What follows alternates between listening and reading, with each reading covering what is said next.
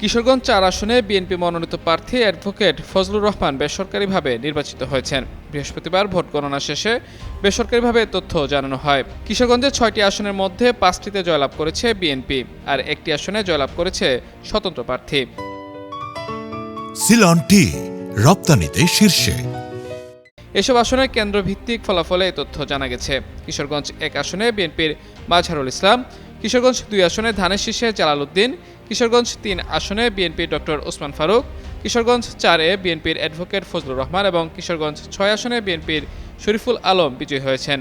অন্যদিকে কিশোরগঞ্জ ৫ আসনে স্বতন্ত্র প্রার্থী হিসেবে জয়লাভ করেছেন শেখ মুজিবুর রহমান ইকবাল। এর আগে বৃহস্পতিবার সকাল ৭:৩০ থেকে ৪২,৭৭৯টি কেন্দ্রে একযোগে ত্রয়োদশ জাতীয় সংসদ নির্বাচনের ভোট গ্রহণ শুরু হয়ে চলে বিকেল ৪:৩০ পর্যন্ত। সংসদ নির্বাচনের পাশাপাশি এদিন দেশজুড়ে গণভোটও অনুষ্ঠিত হয়েছে।